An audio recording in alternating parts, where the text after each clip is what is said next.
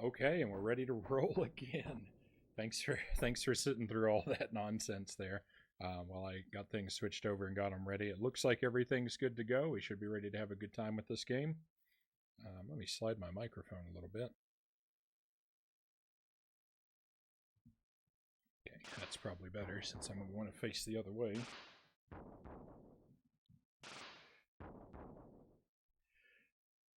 And let's hop in. So what I've been doing lately, what I've been trying to do is get a deathless run of this game. I want to do it in one life. It's it's a very, very difficult challenge.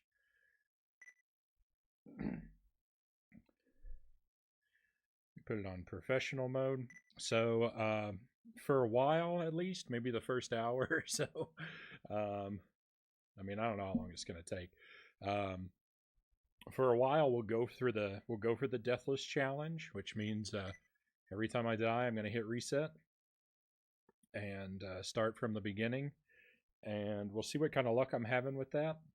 We'll give it a I don't know. We'll give it an hour or so, and if it's not working out, then I may just abandon the quest for tonight and just finish up with a regular playthrough just for the love of the sport, because it's a game I like so much. It is very difficult, and while I am pretty good at this game, I'm by no means an expert. But I've beaten it a couple times with a 1 credit clear, meaning just the standard 3 lives, no continues. But so it seems like the next logical step is to try to do the 1 life clear. It's a very difficult game though, so I may fail a lot. There may be a lot of suffering and a lot of restarting. That's kind of how these nights tend to go. But I guess I don't know. I guess if you ever watch speedrunners, then that's kind of the way things go for a lot of speedrunning practice. That title screen sure doesn't hang around for very long. All right, let's double check my options real quick. Make sure difficulties where I want it. I would be horrified if I got the deathless challenge and found out I hadn't set it to professional difficulty, but it was only on normal or something, and then I had to do it all over again. No way.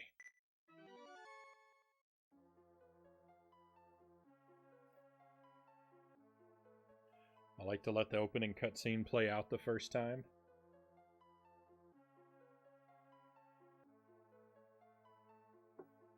To build the dramatic tension, remind us of what we're fighting for.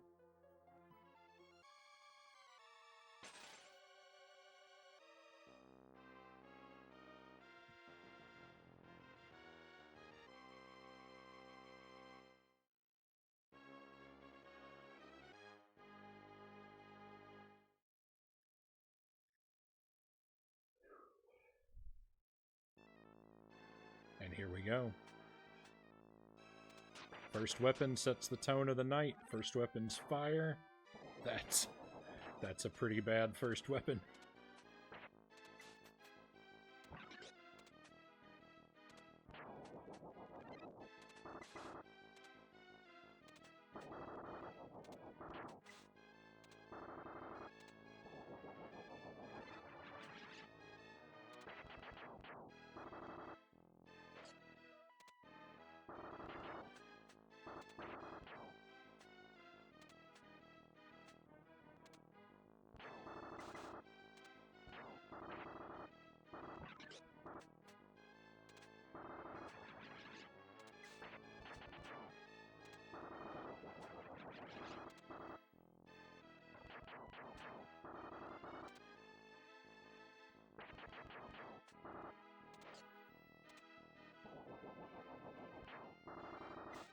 Okay, we definitely want to get over there and get that treasure chest.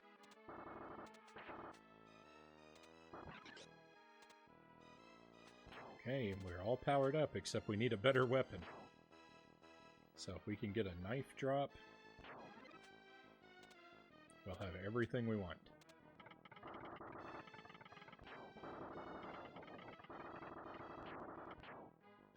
These falling skulls always give me a really hard time.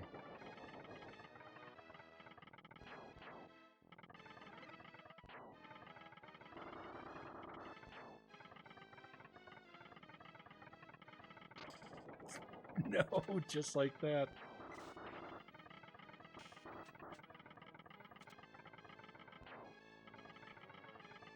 That's a bummer. That's a major bummer when that happens, but it's not a situation we can't recover from.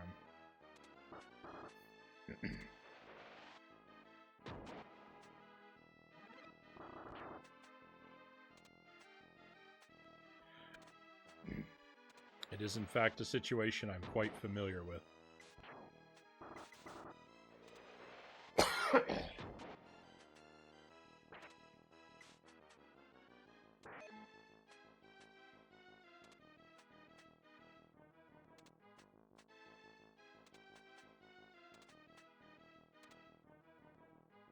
Brutally difficult. You know it.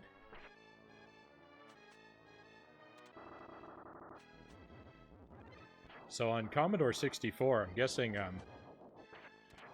what you would have played is one of the predecessors to this, Ghosts and Goblins, which, I mean, they're all very similar. But there's Ghosts and Goblins was the first one. It was an arcade game, and it was ported to a lot of stuff. I really like the NES version. I've played it and beaten it several times. I'm pretty good at it. I'd say I'm better at this one. And then after that was Ghouls and Ghosts, which was an arcade version, an arcade game that was ported to the Sega Genesis. And then this is the third one, Super Ghouls and Ghosts. This one was not an arcade game. There may be somewhere in the world they released it in arcades, but this was made to be a Super Nintendo game. Originally, unlike the other two, which were made for arcades and not consoles primarily. They're all pretty similar, except in this one, you have in Ghouls and Ghosts, you can fire in 4 directions. So you can fire straight up and straight down. And in this one, you can't do that, but you have a double jump. And I love having the double jump.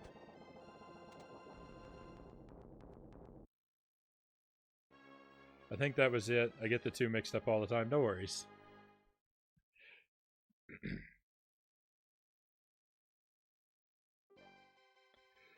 I mean, it's so confusing. Because, like, they just, instead of, like, they didn't number them or anything. They just slightly changed up the title for each one. So even telling them apart is ridiculous. The music on C64 is actually really good. I like the music in this series a lot.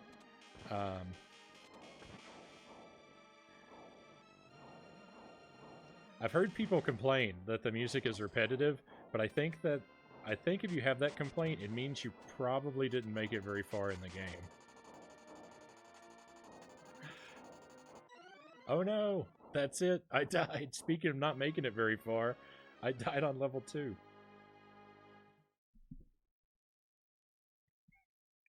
So for anyone who may not know, I keep a wooden sword next to me. This is the Sword of Resets. I keep it here so I can hit the reset button on my Super Nintendo without having to get up. It sees a lot of use on nights when I try the Deathless challenge.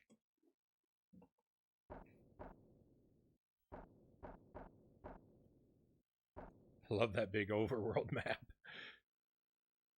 We're certainly going to get to see it a lot. Check that my options are still intact. That's what I want to see. I should put that on mono. Not that it really makes a difference, but... The reset sword, yes.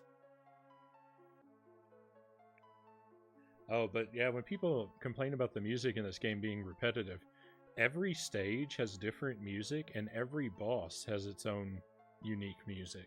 So, I mean, there's a lot of music in this game.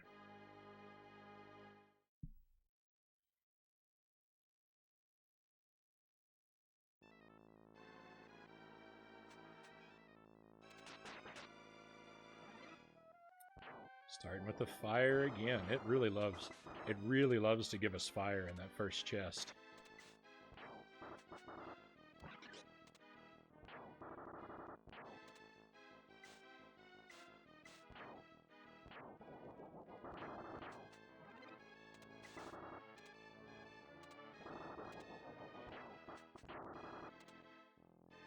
I'm actually not going to pick up the arrows.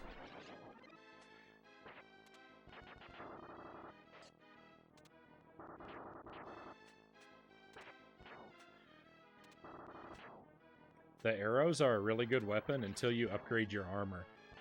But when you get the upgraded armor, it upgrades your arrows and makes them worse. That actually happens with a lot of weapons in this game. The upgrades make them worse.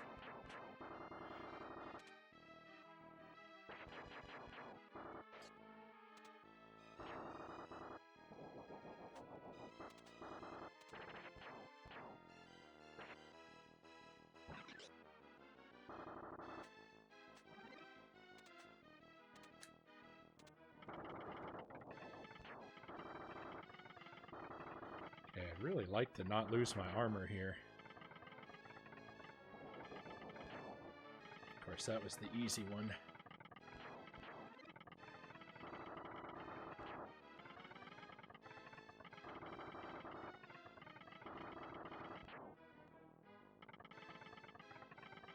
No. So this is a challenge I know I will eventually be able to accomplish. The furthest I've made it without dying is the 4th stage on the 2nd loop of the game. So I've gotten really far.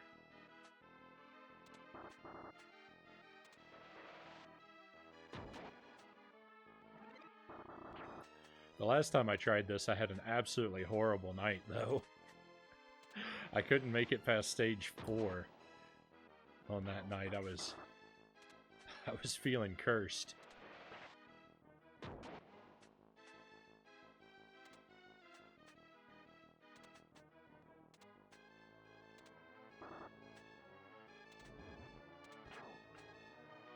This will probably be a bear trap. Yep.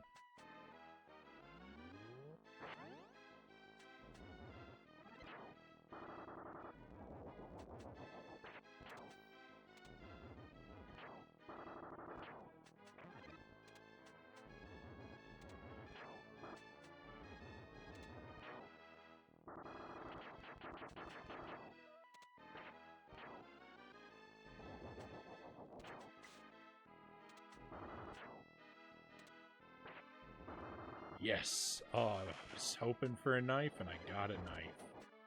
That feels great.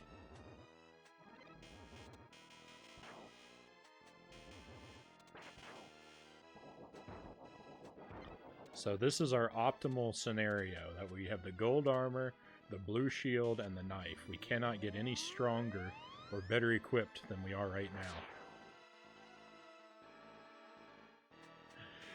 The terror of the situation is that one piece of damage takes everything away from us, pretty much.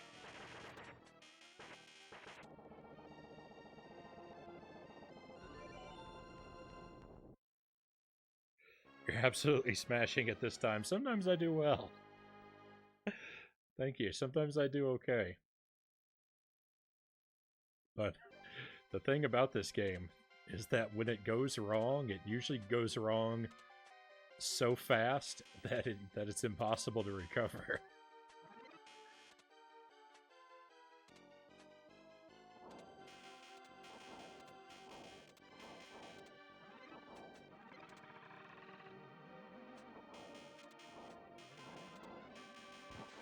Historically, if I've made it past the 4th stage, I've been able to complete the first loop, I think, every time I've made it past stage 4.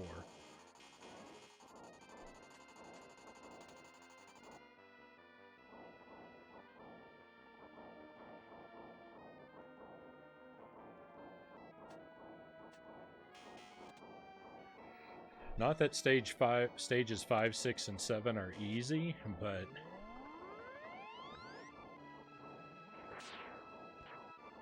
if I make it past stage 4, it usually means that I'm properly equipped with the armor and weapon that I need to approach the challenges of those levels in the optimal way.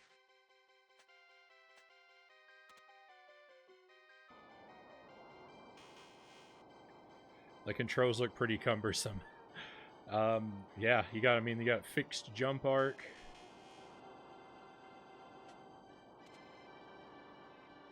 It's not the smoothest game in the world. So a heads up to anyone unfamiliar with this game. This section of this level has a lot of sudden bright flashing lights, so you may want to watch very carefully if you're sensitive to that sort of thing.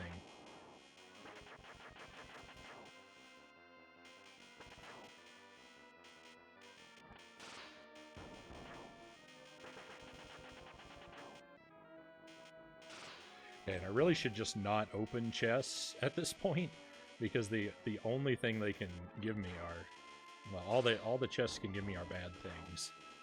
There's a couple different bad things they can give me, but they're all bad.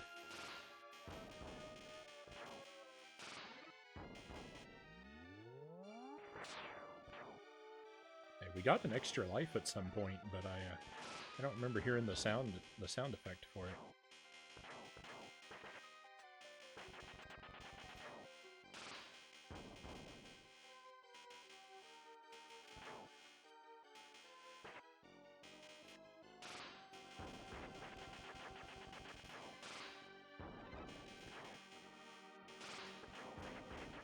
So I'm pretty sure in every game in this series you have a fixed jump arc, and that's not actually something that bothers me in games. I actually really like games where you're committed to a fixed jump, because I like the games in this series, and I really like Castlevania, the classic Castlevania games, and in pretty much all of those you're stuck with a fixed jump arc. So it's something I don't really mind. I'm kind of used to it. But of all the games in the series, this one actually has the freest jumping because you have the double jump. It's not, it's not something that I think will come naturally to a lot of people. Like, I think you have to spend some time playing the game. But once you adapt to how the double jump works, and like the concept of like you really need to only use the double jump when you need to, there's something really satisfying about it.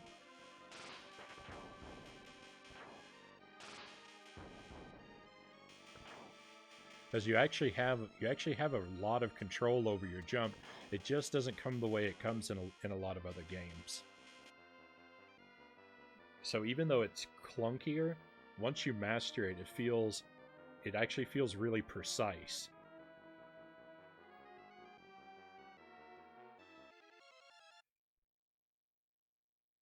Did you ever get the chance to play through all the Sonic games, knowing that you're more of an NES guy? I have not played through any Sonic game yet.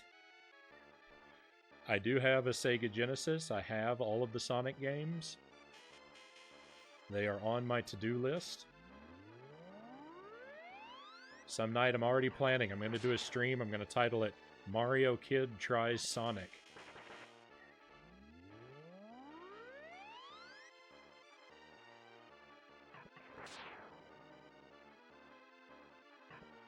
So that is something that's coming up pretty soon.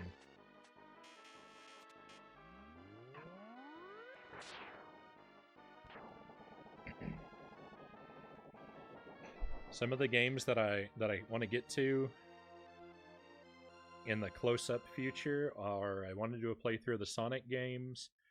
I want to start Symphony of the Night. I want to start Paper Mario: The Thousand-Year Door. And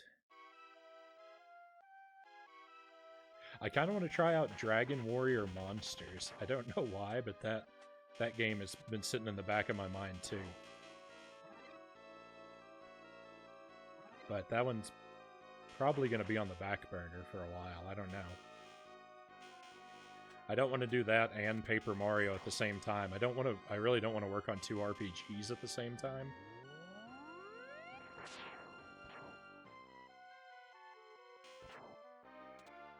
And I'd like to get to Paper Mario, but I'm having trouble getting my copy of The Thousand-Year Door to read on my GameCube.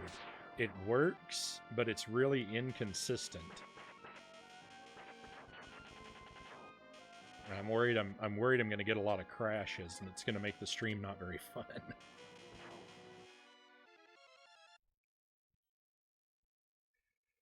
I hope you do find the time to have a crack at it, and then play Sonic Mania, which is a great modern remake of sorts. New levels, but same assets and music. But there's been a lot of terrible Sonic games. You can play the 16-bit versions, then skip straight to Sonic Mania. Even though I'm not familiar with the Sonic games, I'm pretty familiar with their reputation of not being super great.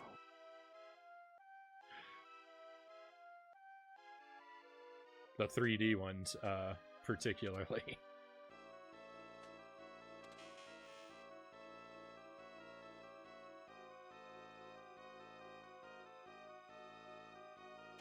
That guy sure was hanging out there for a while.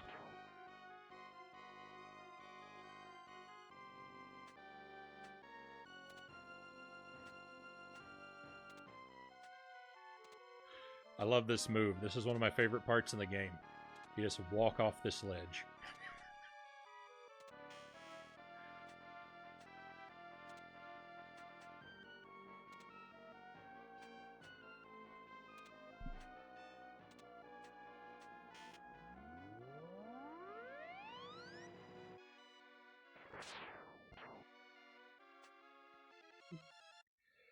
The 16-bit and even 8-bit era were brilliant. As soon as they gave Sonic the ability to talk, things went downhill very quickly.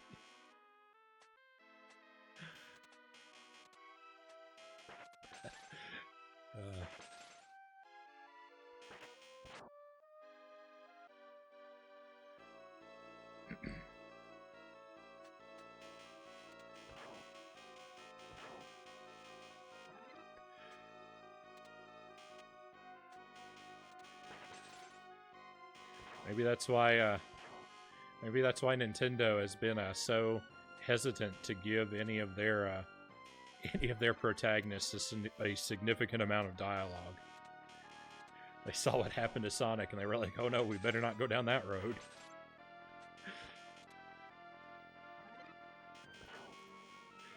Because look, they tried it. They took a mute character, they took Samus, and they made her talk a whole bunch in Other M, and everyone hated it.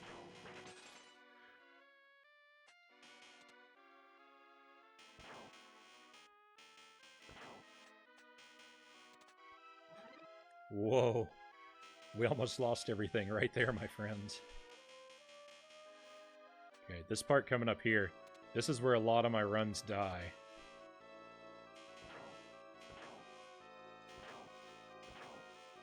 These guys can very easily ruin your life. But the worst thing about them is not when they fall on you. The worst thing is when you kill one of those guys and they drop a weapon drop. And then you're forced to pick up a terrible weapon. And it's always a terrible weapon because it can only be a terrible weapon. Every weapon drop is a downgrade from the knife. Oh look, here we go. I got a weapon drop.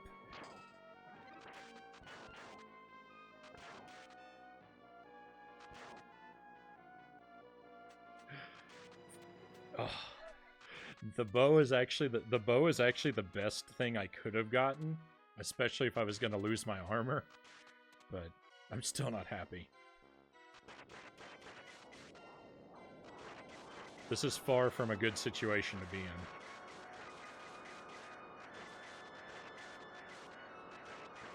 It's not hopeless yet, though. It might become hopeless soon, but...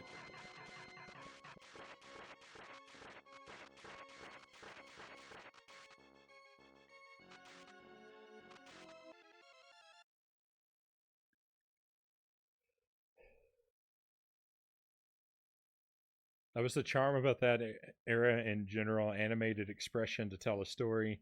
That's about it. Even without text, dialogue, it was able to speak volumes. I think that's what's so great about the Wind Waker.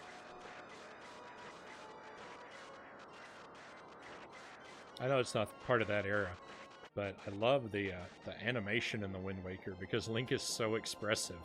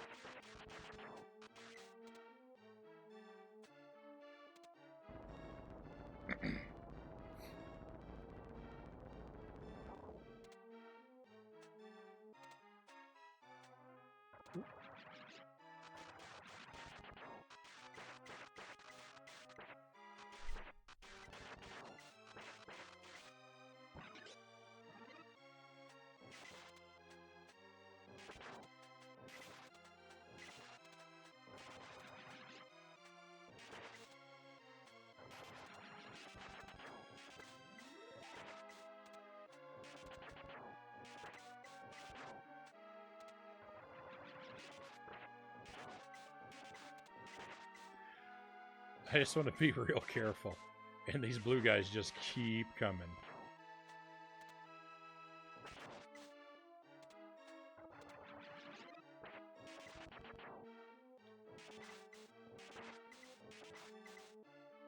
So you see, this is the thing about the upgraded bow. It has these homing missiles, and you would think, oh, homing shot, that has to be great.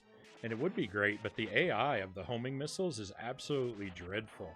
It targets on to the most useless sprites on the screen. Of the 3 shots, one of them typically goes where you want it to, one of them goes somewhere completely terrible, and the third one will pick a sprite that can't even be damaged and just loop around it infinitely for like 45 seconds. And during that time, you're stuck because you can't throw another shot while there's even one bolt left on screen. The bow is absolutely traitorous. It's not to be trusted at all. No! This is where all of my runs kept dying the last time I went for Deathless. Alright. Those blue guys that come out there, they've ruined many nights. This is rough. I'm probably not gonna make it through this part. Making it through here without gold armor is not something I'm very good at.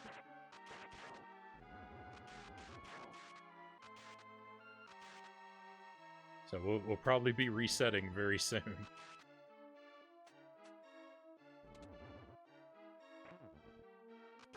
Oh, I got lucky there. I got really lucky that none of his none of that blueberry's projectiles came the direction I was standing in.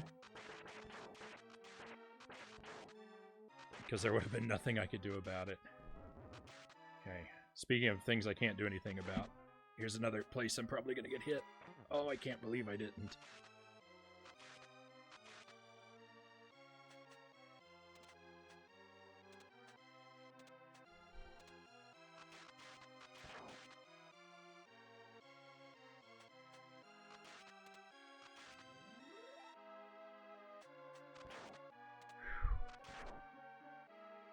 These little imps are the worst. Stay away from me. Stay away from me, imps. Okay, great. We made it to the boss.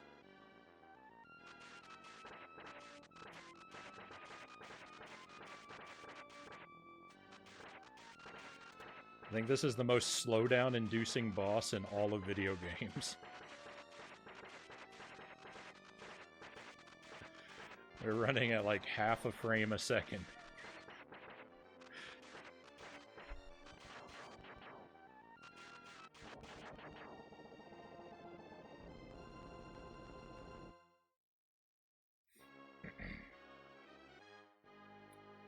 I wouldn't say the 16-bit era was all that expressive. It was for its time, but not nearly as much as what we're capable of now.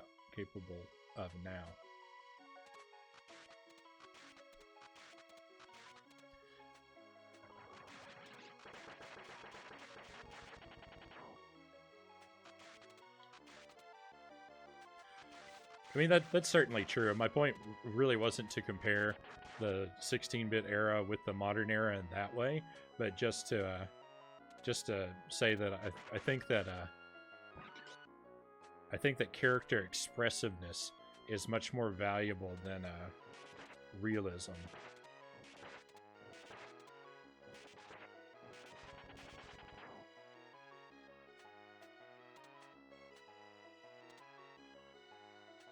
It's more interesting to me, at least.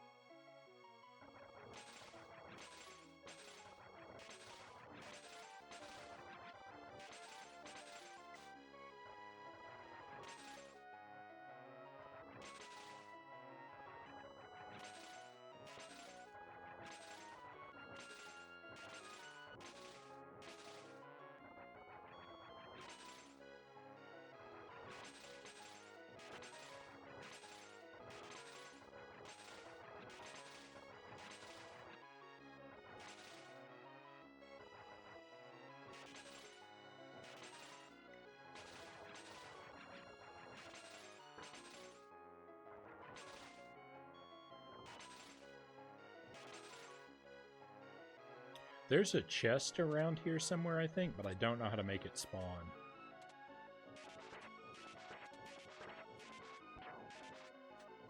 Okay, sounds like we got him.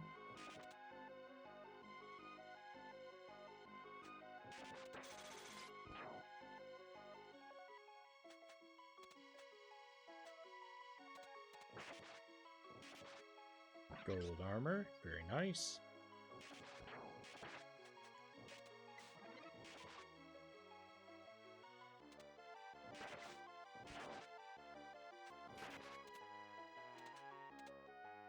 See, look, it's looping around the chest. Absolutely useless. Oh, the arrow. The arrow is so bad. It should be so good, but it just can't be trusted. It always does the wrong thing.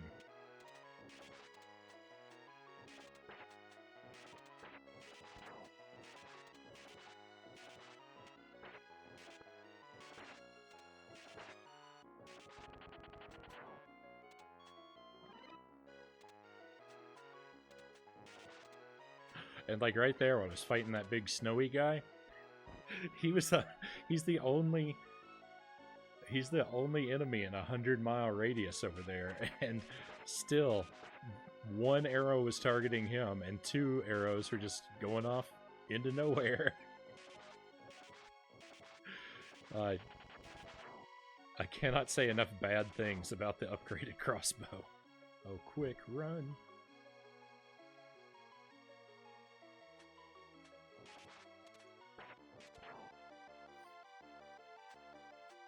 Okay, jump across. Very good.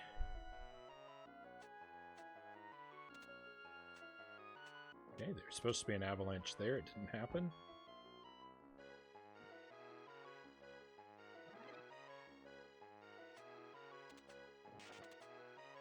I don't know if there's supposed to be an avalanche there, but there usually is one there anyway.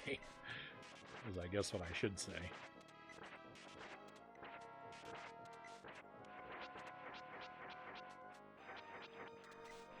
Got lucky there. Yes.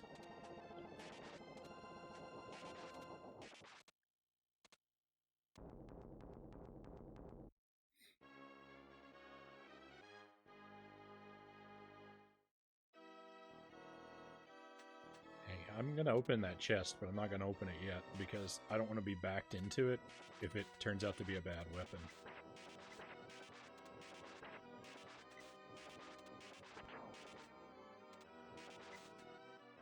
Now it's probably safe. There's another red devil to fight, but it doesn't matter. It wasn't a weapon at all.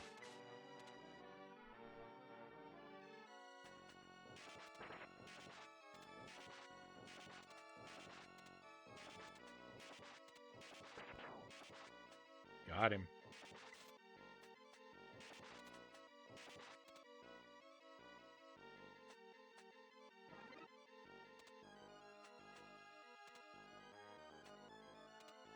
Come on, knife. Yuck. That weapon's absolutely disgusting. Get it off my screen.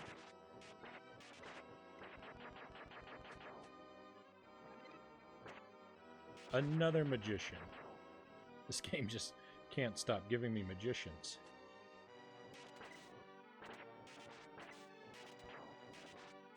Got him. Okay. Chest. Where's the chest?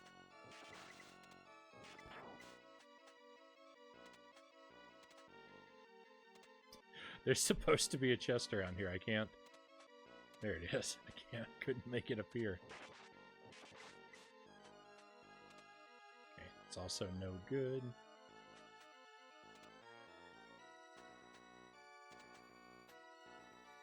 Last chance. Nothing! Another empty chest! I can't believe it! What? Why? The chest is never supposed to be empty.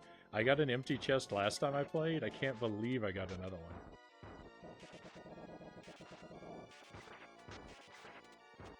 Gotta be really careful, because this guy can hit me with that one beam super easily.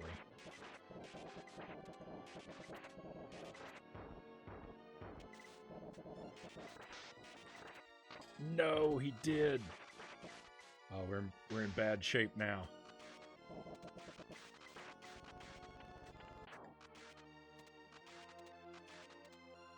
Okay, all is not lost. But I do have to be really careful now.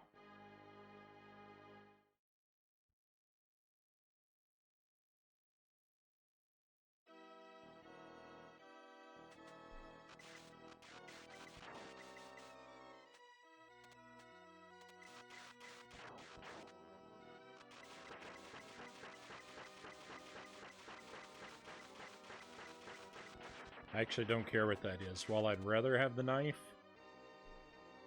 in general, I think the bow is going to be better for me right now.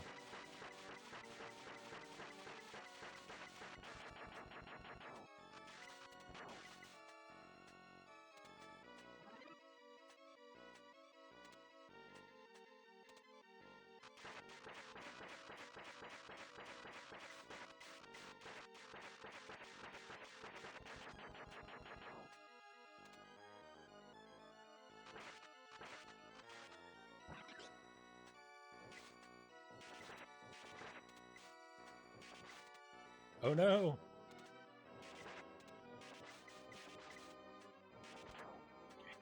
That wasn't a good thing to happen, but it's not terrible.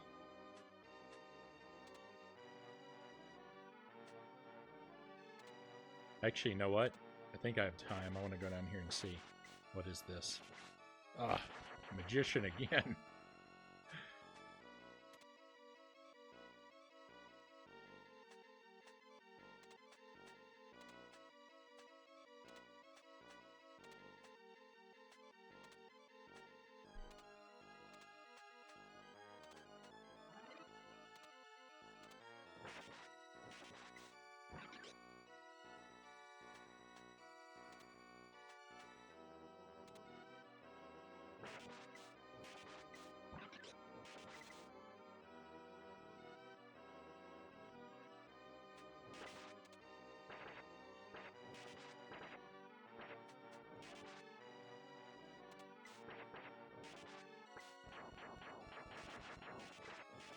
So much slowdown.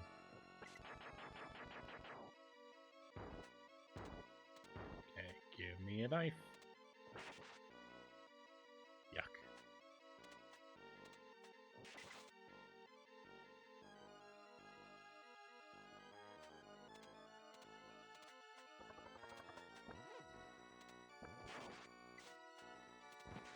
No! Oh no!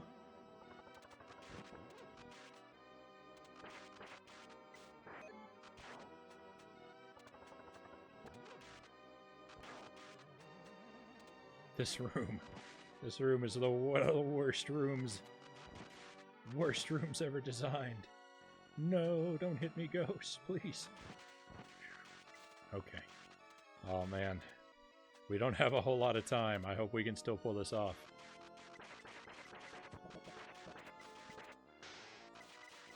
I gotta fight 2 bosses, and my timer is very, very low.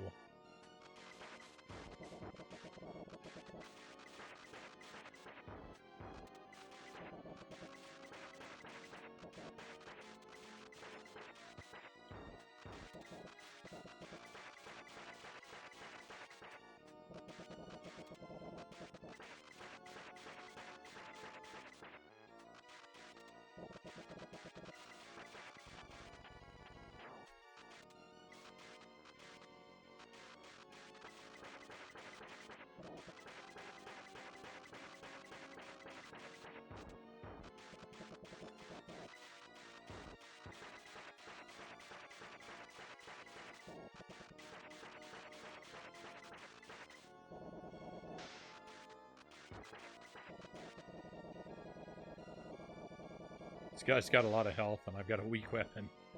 It's not a good combination.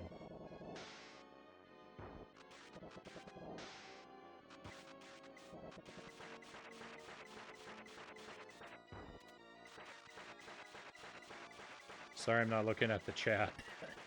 This is very intense. I'm going to catch up with you in just a moment. Alright, we did it. That's loop 1. 1 loop, no deaths. Perfect. Can we pull off the second loop?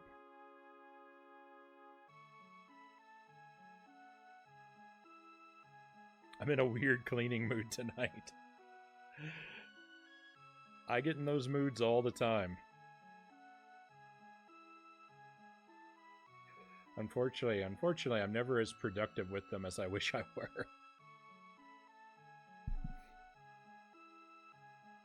My desire for cleaning is always higher than my stamina for cleaning.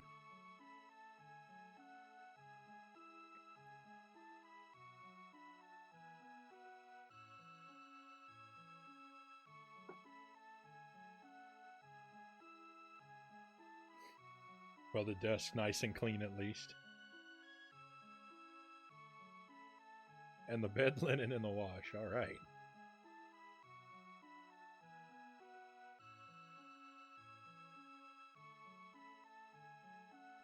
I love having fresh sheets and pillowcases.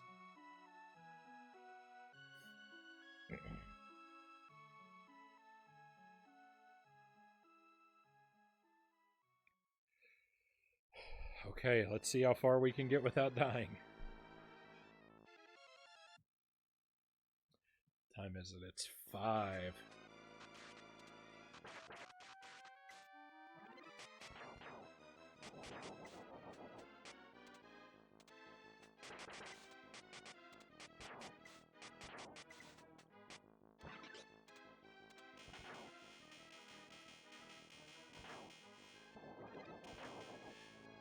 So since it's so late, we've made it 1 loop. I'm really happy with that. I'm gonna try to get this second loop without dying, of course. But if I do die, I think I'm just gonna finish it up. I don't think I'm gonna restart and try for another attempt if this one doesn't go through. And we'll finish the game up just for the practice and like I said, the love of the sport. And that'll probably be it for the stream. But we might, you know, there's always a chance we might get it.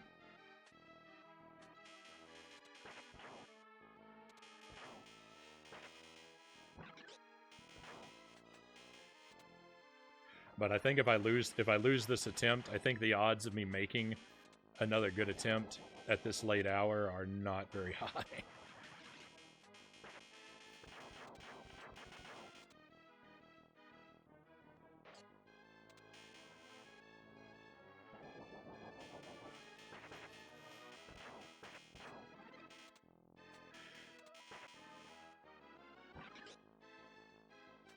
Another thing that happened to me last time I played this is a zombie came out of nowhere, fell from the sky out of this tree, and landed on me with no warning. It was one of the absolute most nonsensical things that's ever happened to me in this game. And there's been a lot of nonsense.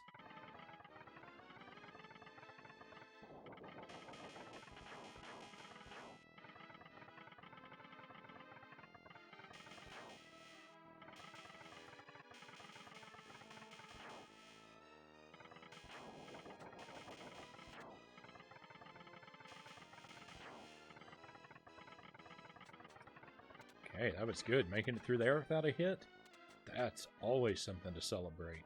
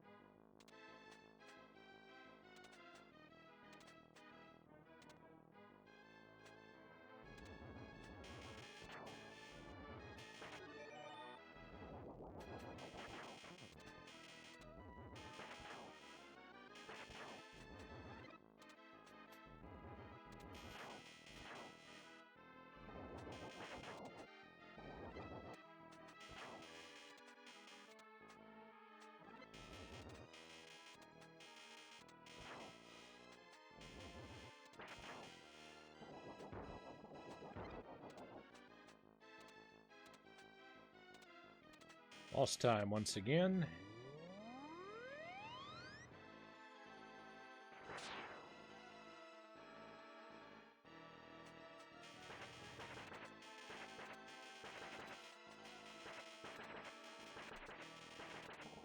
Got him.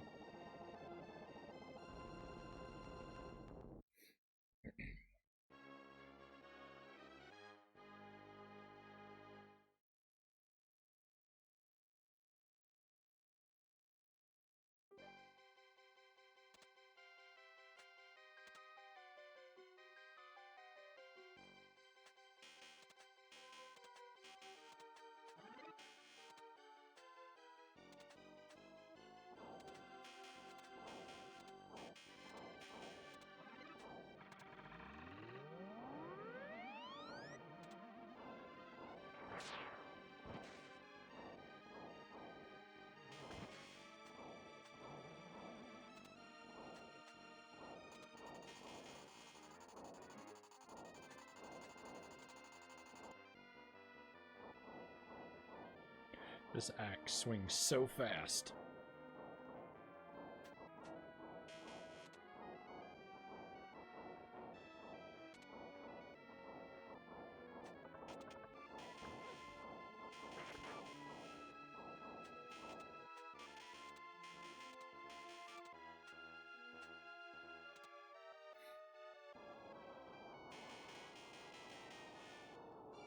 I don't personally feel a lot of the differences in the difficulty levels that other people say exist. I play the game on professional difficulty all the time, but I don't really feel it's much different from normal. The bosses do have more health, and the thing that I feel the most difference in is the how fast those axes swing and how fast the skulls drop out of the skull towers on the first level.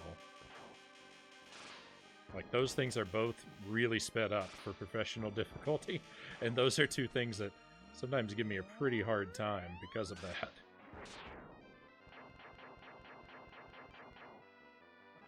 So those are the main areas where I really feel the difficulty difference.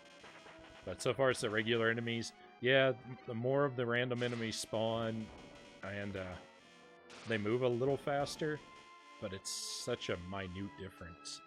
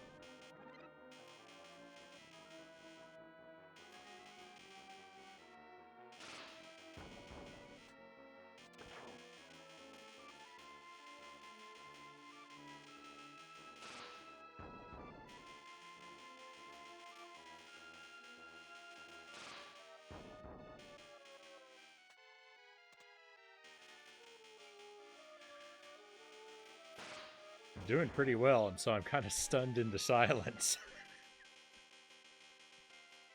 So I'm sorry my commentary's been kind of thin.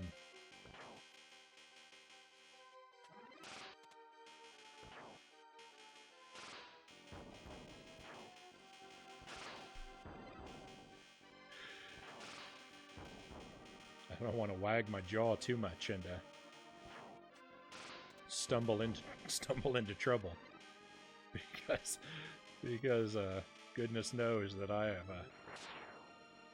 have done that on many occasions.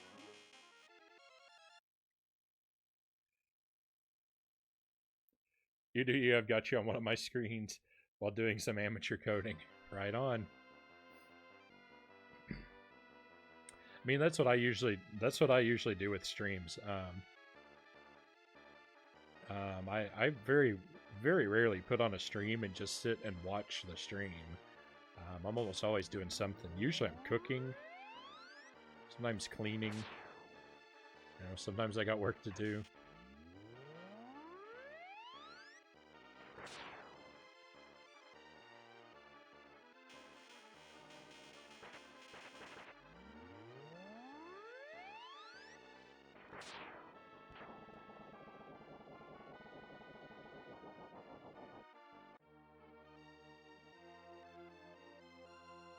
Used to be I would put a stream on and play a game myself.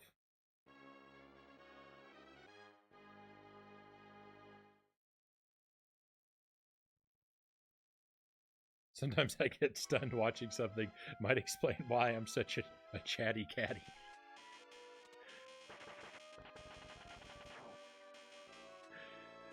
You don't have to apologize for that around here.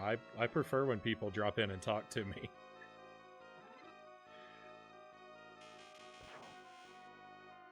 If I were worried about distractions, I could play off stream. I pretty much never do anymore though, because what I was getting at there was it used to be that I would play games and have a stream on in the background, but since I started streaming, I don't really play off stream very much.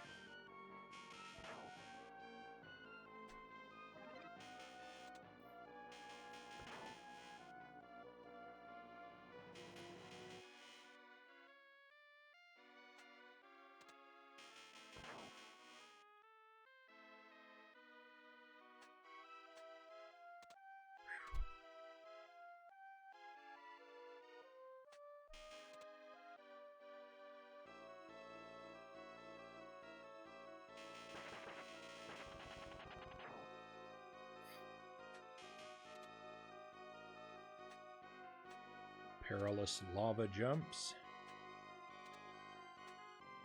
There are some times when you'll be playing this and those pillars that you need to jump on, sometimes one of them just won't show up for unknown reasons. You know, you play it enough, all kinds of weird things happen in this game.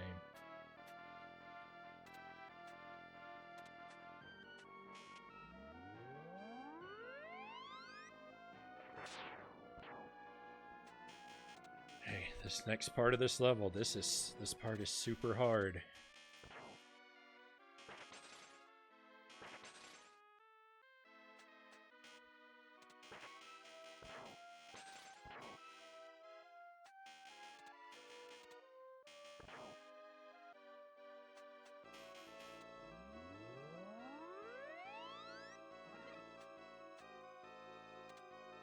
This actually puts me in kind of a bad situation.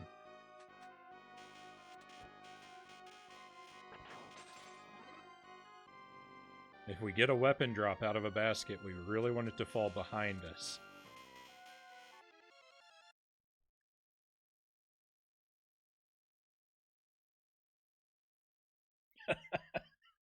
I bet you far exceeded all of the test cases that their test team had. Probably.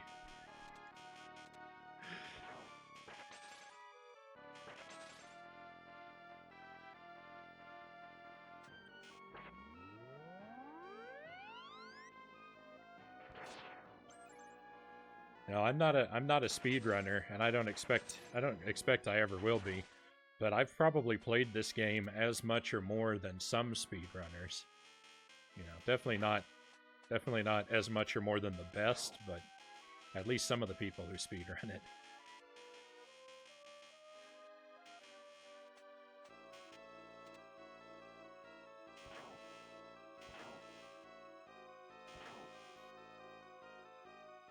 Alright, that's good. That's really good that that fire fell behind us.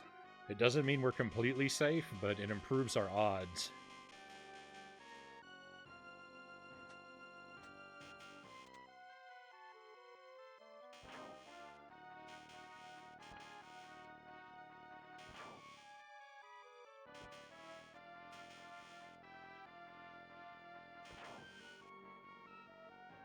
Nope.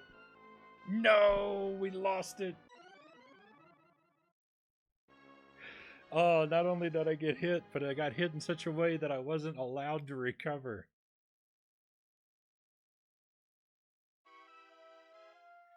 Oh, it's so terrible. Alright, well that ends the deathless dream for tonight, but we're still gonna go through and beat it.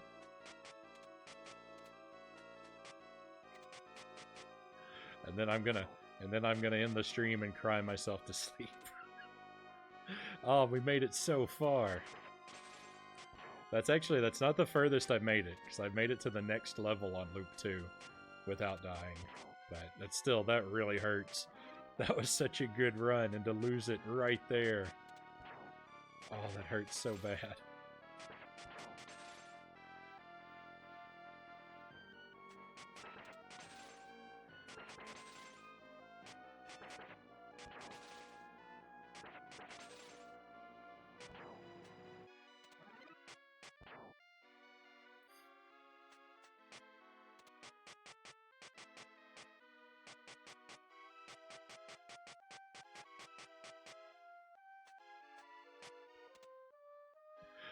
Oh, I just hate these dropping guys so much.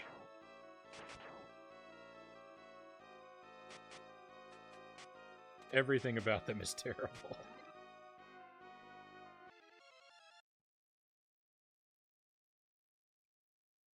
Nintendo loved that spinning castle thing, didn't they? It does show up in a lot of games in this era. Yeah, I get a lot of spinning backgrounds in a Castlevania 4 as well.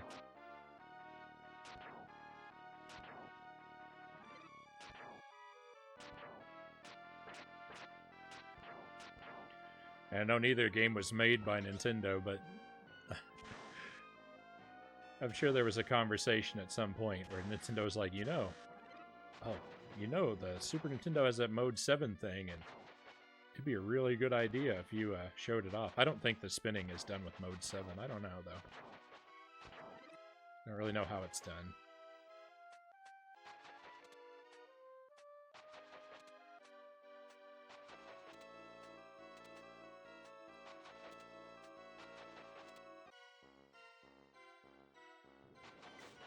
This is gonna be a slow fight. We're gonna be fighting this guy for a long time.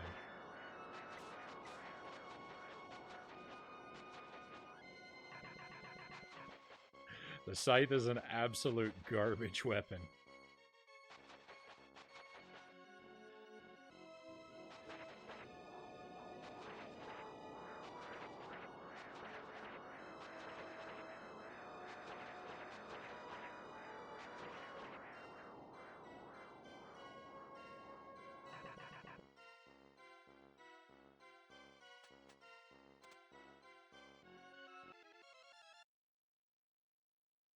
It might be, but it was done on the C64 years prior and looked every bit as good.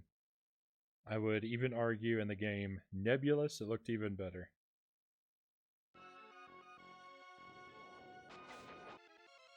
There's a game on C64 called Nebulous. I think it was one of the first to do the spinning tower view. Oh, I missed that. I have never seen Nebulous. I have to take your word for it. I think you know a lot more about the C64 than I do.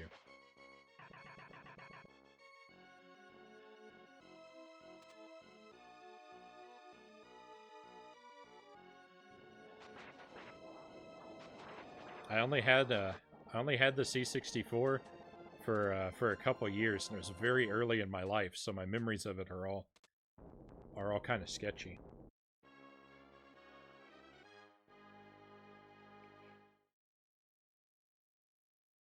It's worth a quick look on YouTube, Nebulous C64, when time permits. I'll try to remember.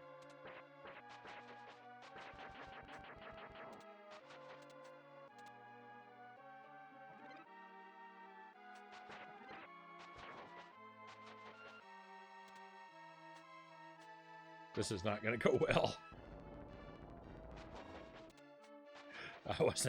I wasn't really sure what to do because I knew those spikes were coming up, but also that there was those blue guys there. So I don't know. I felt kind of stuck. What weapon was in the first chest that I passed up on?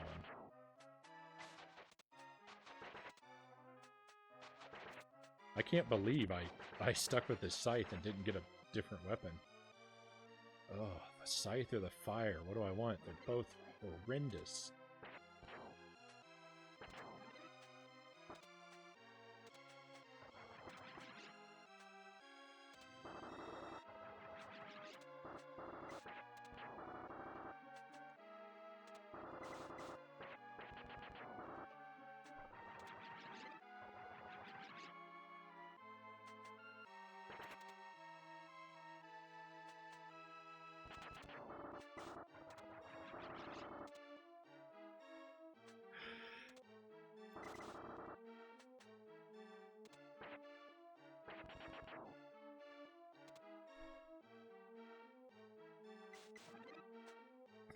Oh no. Oh no, I'm surrounded by these guys. Oh, I ran into the spikes. I thought their hitbox was a little deeper than that.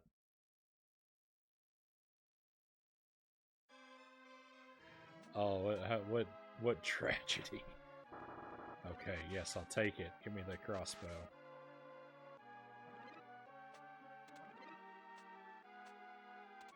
That's how I like to get across there, but I feel like I've been having really bad luck with the blue guys.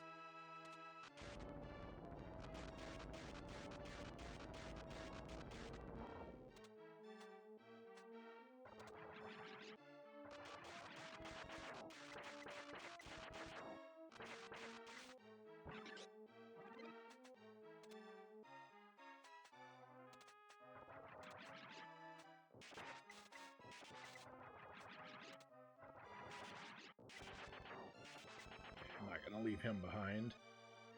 That would be asking for all kinds of trouble. I have a green fireball coming at me from nowhere, right at the end of the stage.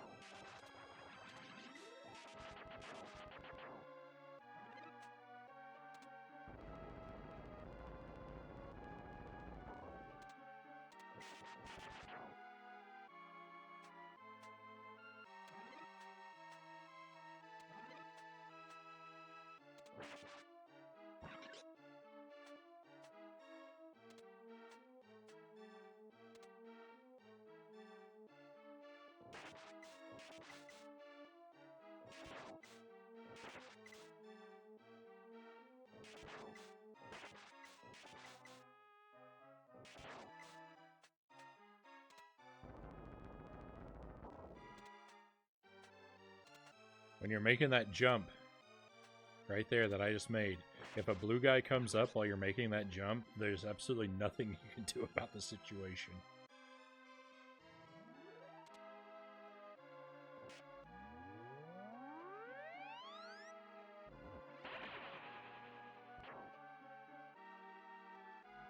Speaking of nothing you can do about the situation. Oh, that was a tight spot.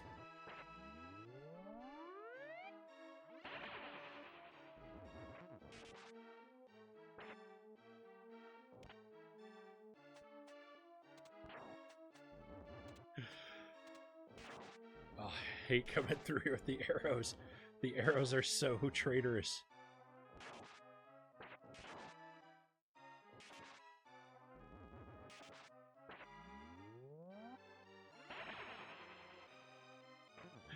They can never be trusted.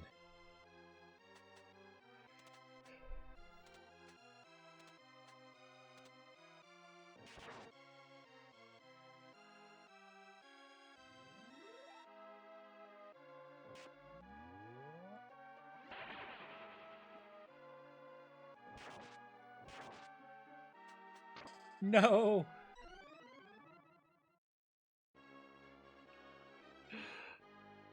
No, we were right at the end, and now we gotta do this again. Without the magic. Man, getting through here with the arrows is one thing, but doing it with the arrows and no magic?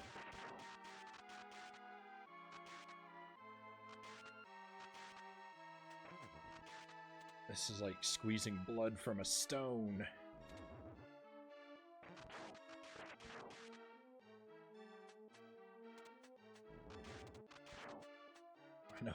I know that analogy didn't make much sense. My point is it's really hard.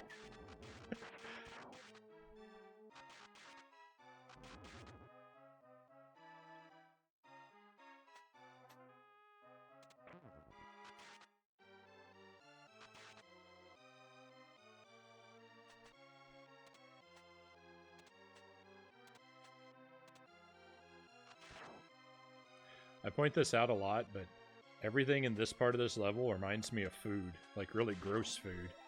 But, like, looks like I'm floating on a piece of cherry pie through a world of blueberry cobbler. And when we go through here, the ground, it looks like cheese melted over meatballs.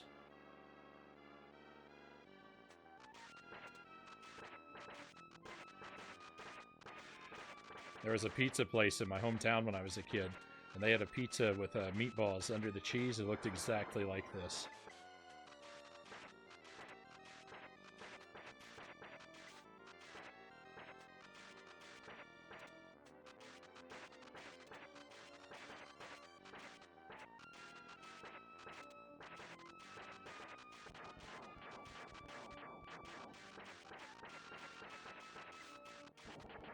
Okay.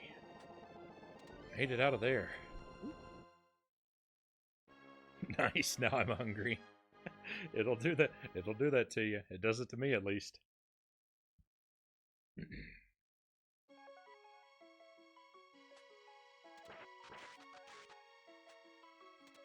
Don't want nothing to do with that axe.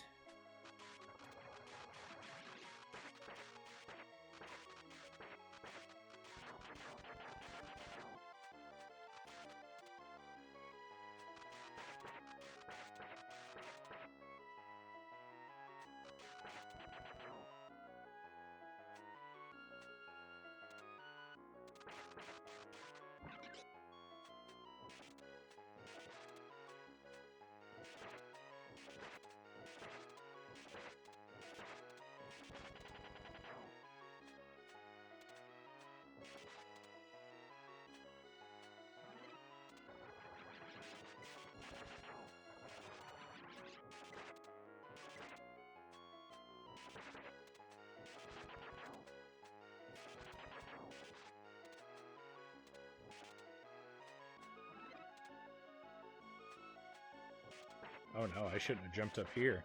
Oh no, that was asking for trouble. I'm glad that guy went down pretty quickly.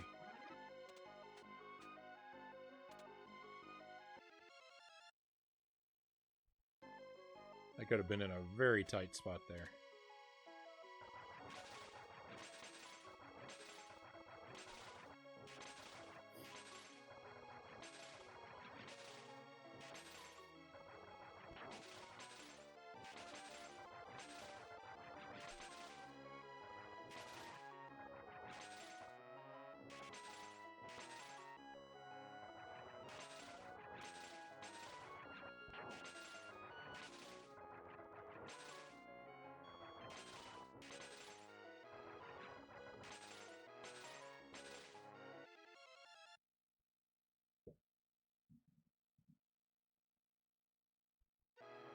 Sorry, I thought I heard something fall over.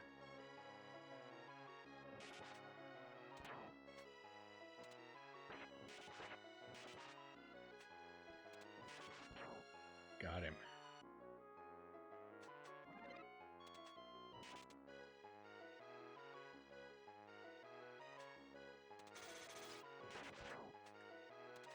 That was really close. That wolf almost did some major damage.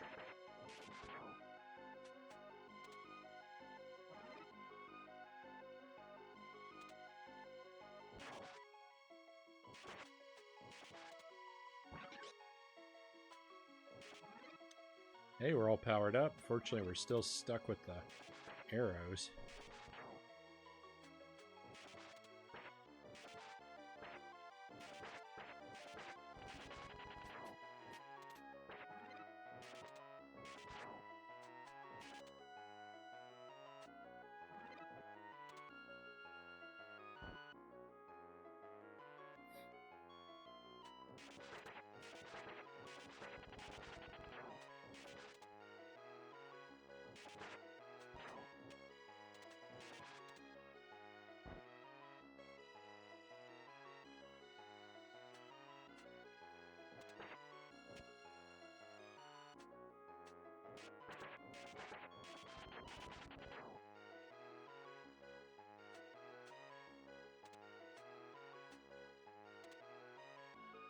Avalanche didn't trigger there again. That's weird.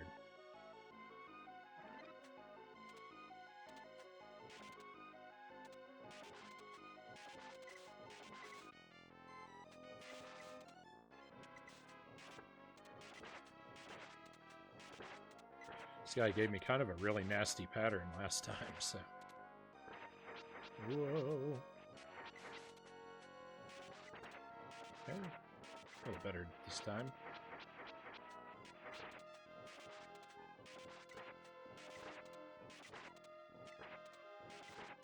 I'm not getting a lot of hits on him though, come on. There we are.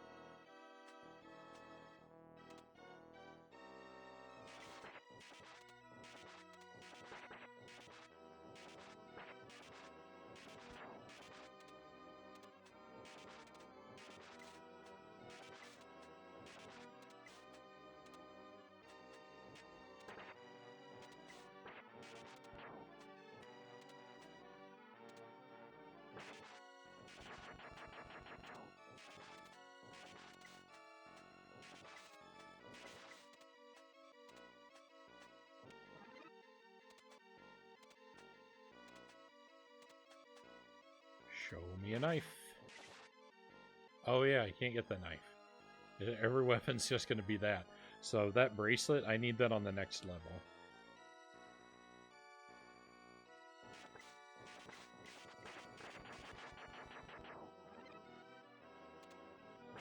This probably be a magician. Yep.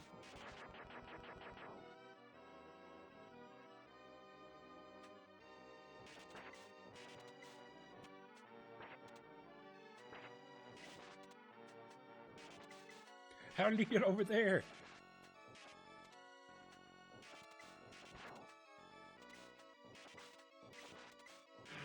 That red devil had some mind-bending maneuvers.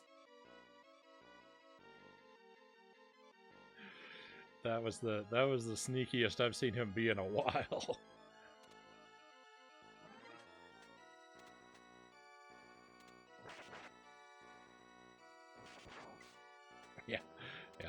They're all just gonna be the bracelet. I was hoping against hope. So I think I'd rather do this fight with the crossbow. Especially if since I run the risk of getting hit.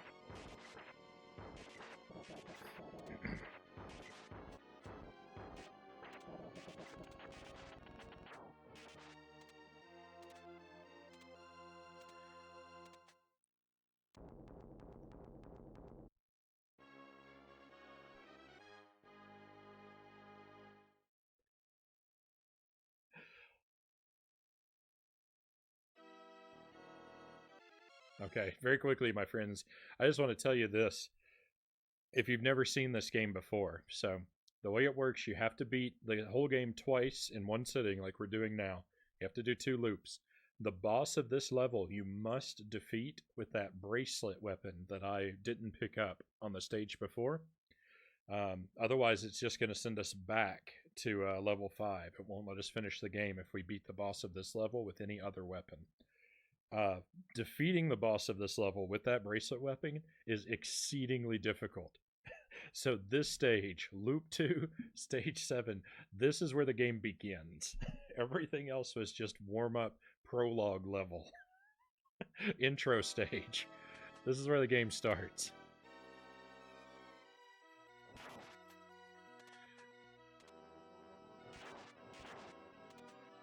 I've done very well at this fight sometimes in the past, and I've done very poorly at this fight. Oh no. I really can't afford to be losing any time, and I already am.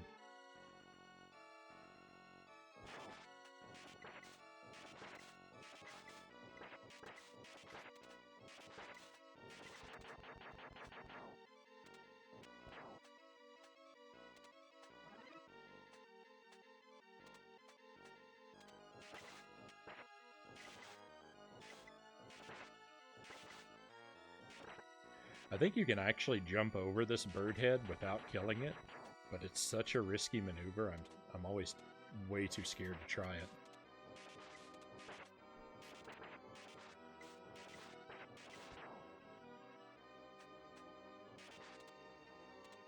You know what? I'll go ahead and pick it up. The bracelet has no magic spell, so you can't make use of iframes like you can with other weapons. It's got a straight line trajectory that's not very good. And its strength depends on what level of armor you're wearing. If you got gold armor, it'll travel pretty far and do a lot of damage, especially if you're up close to something, because it's the amount of damage it does also depends on how close you are to the enemy when you fire it. If you lose your armor, then its range becomes pathetic and it becomes very, very weak in regard to damage. This is a game that really punishes failure.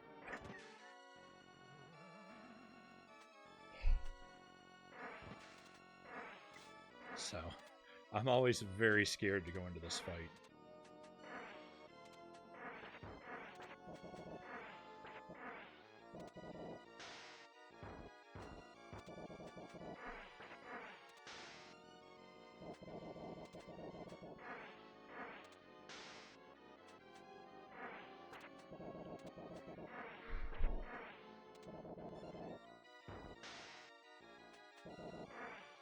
The red guy is actually, his attacks are harder to dodge than the green guy's attacks. The green guy has way more health. So, I mean, there's disadvantages to fighting either boss. It's hard to say which one is easier. And like, he's taken me a real long time to take out because I'm hitting him from so far away. But I'm just, no! Oh, alright, we probably just lost the match right there. As I was saying, I'm so scared of him.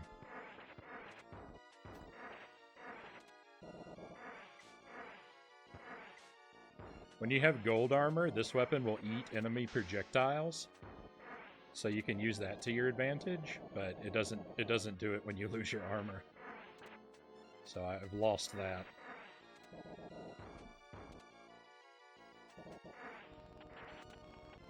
Okay. This is going to be really tough with the amount of time that we have left.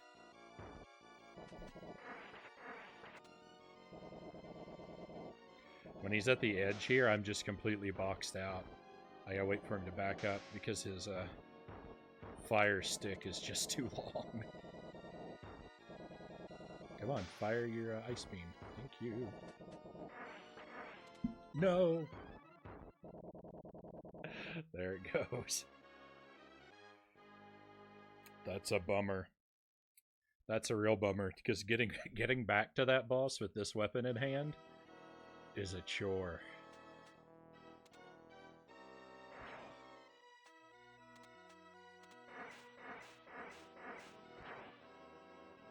I got real lucky there.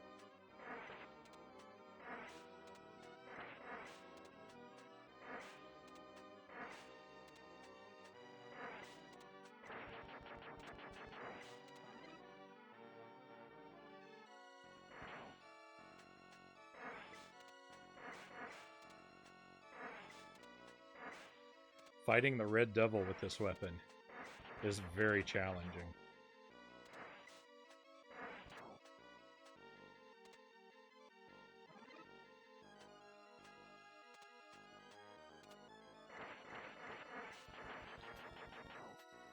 If we work very carefully, we have one slight advantage in that if you...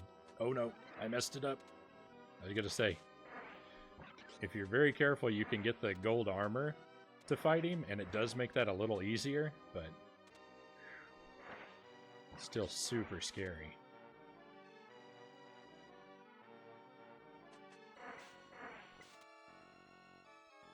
Yeah, you really want to have the gold armor here so that you can eat these projectiles with your attack.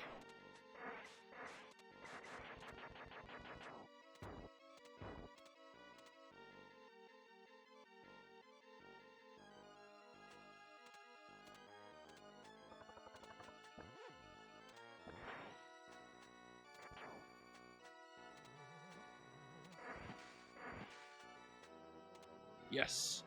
I don't often make that jump very well. It's nice to do it for a change.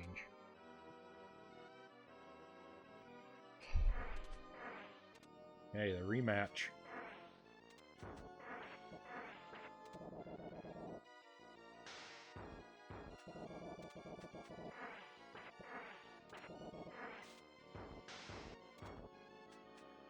So the way this weapon works, in order to hit the boss, his hitbox is so high up and it only shoots straight.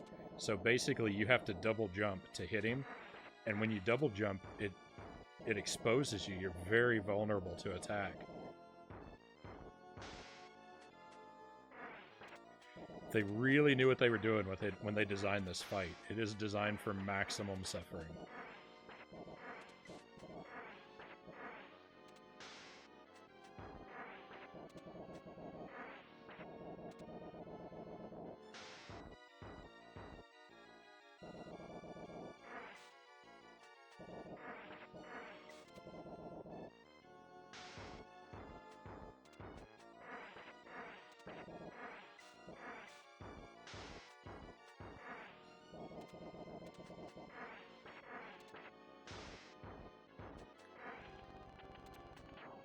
Down.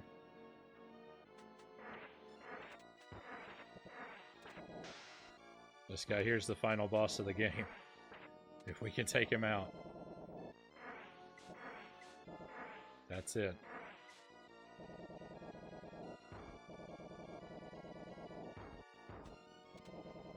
We have our gold armor this time.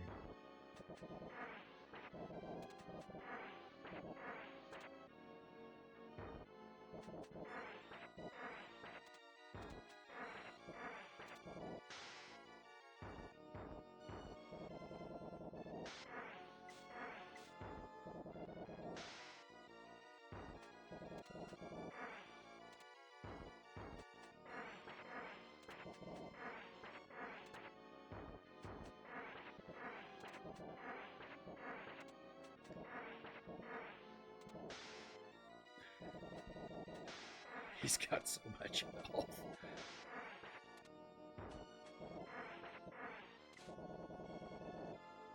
The clock is sneaking up on us. Because I fight them with a very low risk, low reward kind of strategy, where I tend to stay pretty far away the whole fight, the clock is a major concern for me. Alright, we did it. Excellent, we did it. We beat the last guy.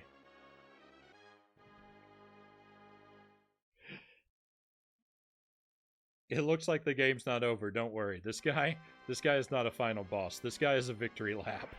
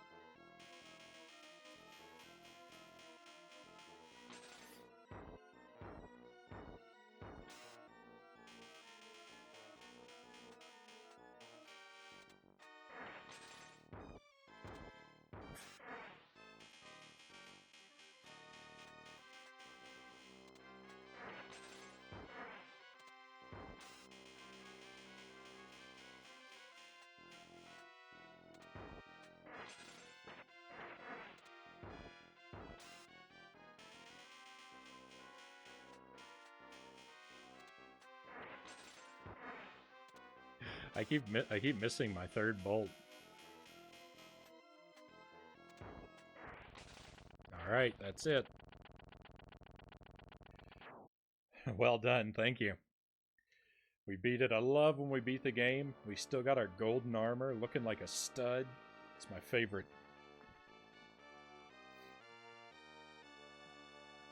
We saved our lady, we saved the day. Always a good time.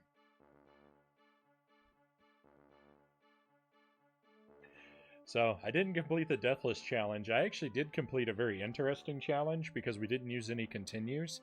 It's difficult to explain, but so we started with no with no stock in our lives. So even though I died and used lives, the only lives I was able to use were ones that we earned while playing. So that's interesting.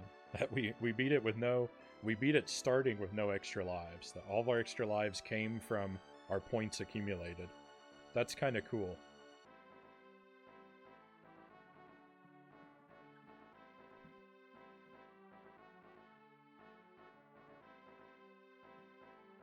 I cannot think of a way to describe that challenge though without a 1,000-word paragraph.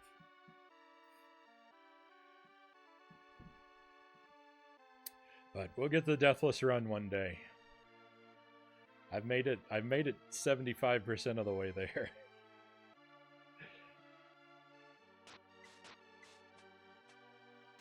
And I have had runs where I beat those 2 bosses with the bracelet on my first attempt of the run, so I've done everything necessary for it.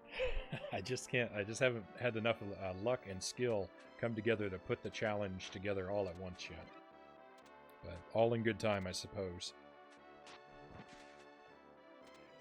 So this is going to wrap up the stream for me. Thank you so much for being here. I really appreciate the views, and I really appreciate having you in chat with me. If you want to hang around on the stream, I'm going to let the credits play out, and while they're playing, I'm going to look and see if I can find us a raid target. So if you want to stick around for that, get some more channel points, and next time you drop in, you can make me eat a spicy pepper or something, or at least build your way up closer to it. I'm going to see if anyone I know is on, and if they're streaming something I'd like to watch. And if not, we'll drop in on someone random and hope it goes okay.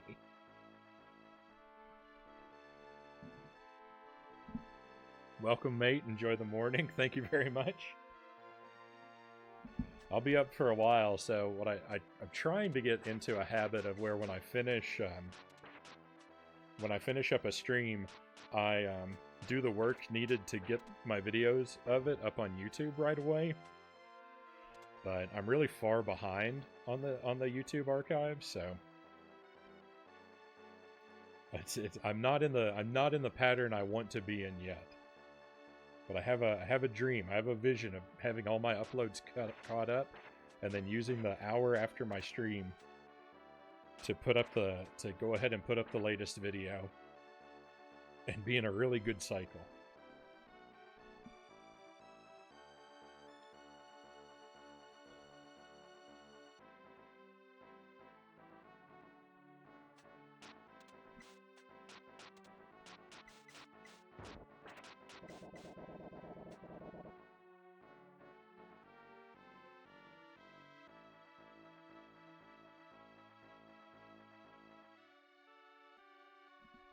Alright, oh, it looks like we got a potentially interesting stream to drop in on, too.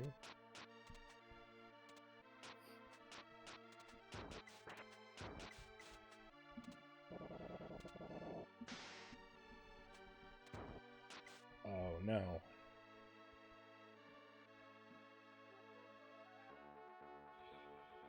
Never mind, scratch that. So I was looking at someone, I thought I had someone good to drop in on, but they have follower-only chat turned on. I don't like to raid people who do that because I can't talk to them.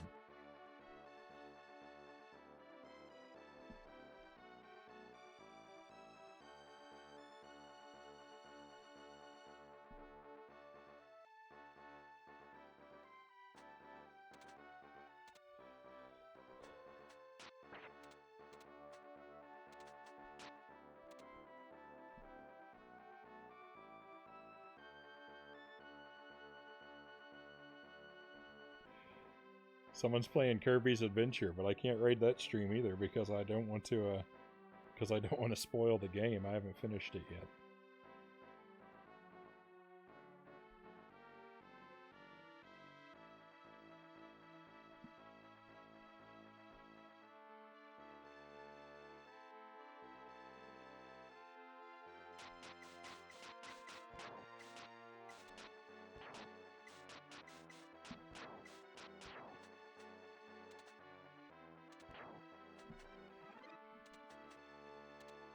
All right, I found another one that should work for us. Thank you for your patience. I really appreciate it because I stream at such a weird time that most of the people that I know aren't streaming, and so it's hard for me to find a raid target a lot of times. And like there are a couple people I know who are streaming right now, but the games they're streaming I don't really want to drop in on.